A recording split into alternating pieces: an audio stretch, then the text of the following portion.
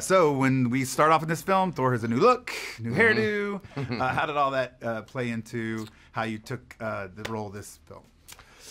I think the objective from, even years before we'd written the script was to change this film up in some way. I think it all started to feel a little bit familiar and predictable, and I called Kevin Feige and said, we got to do something different here. And he agreed, and was incredibly receptive. And then we had Taika come on board, who had the same attitude.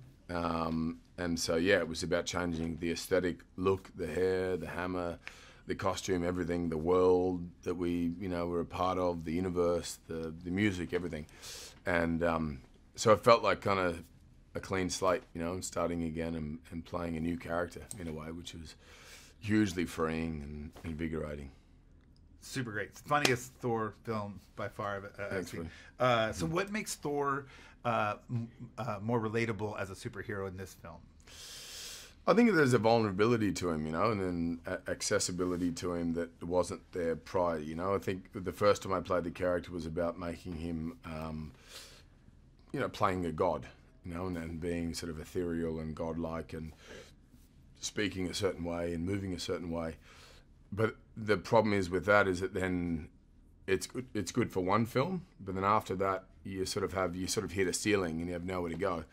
And so this film was about kind of stripping that back and having a greater access to that vulnerability and relatability about he's one of us. He has the same problems that we all have. He has the same insecurities that we all might have, or the same sort of concerns or fears or whatever.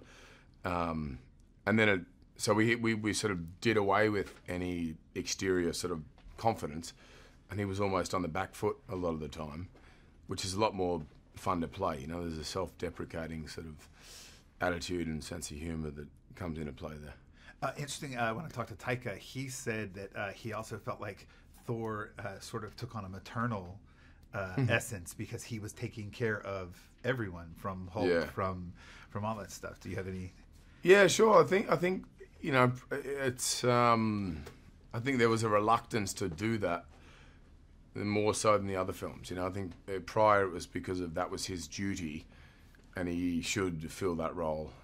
Whereas this time around, he'd sort of denied that role, yet was thrust into a position where he had no choice. And even if he didn't know what the hell was going on or how to handle it, he had to sort of step up and do it. And it was nice. Then you have, Tessa Thompson, for instance. Her character has this Han Solo quality to her, and this brashness and confidence, which puts Thor in the back foot and brings out a whole different quality again. So, last question, because they're gonna wrap me up. When you were shooting in Brisbane. Yeah, Brisbane and the Gold Coast. Brisbane, there was this amazing outpour, like fans constantly. It's kind of hard to shoot sometimes. Tell us how exciting that was to have that all happening around the set. Yeah, it was great. I mean, that's sort of close to my hometown, and I hadn't worked there in Australia for probably 10 years. So to bring this film back there and with this kind of energy, and then go to Brisbane and have thousands of people turn up to have a look at the set and meet us, and so on, was hugely overwhelming and a moment I'll never forget. It's pretty special. Hey, Vale here. I hope you liked that Marvel video.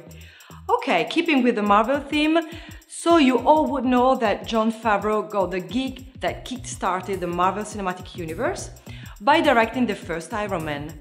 But Marvel were initially after some other big filmmakers to direct the film.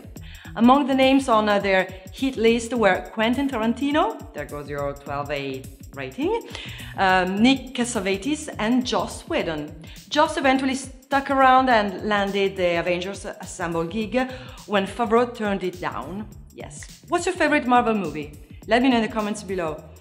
To watch more cool videos like this the moment they are online, click on the subscribe button now, and don't forget to also click on the notification bell as well. See you next time.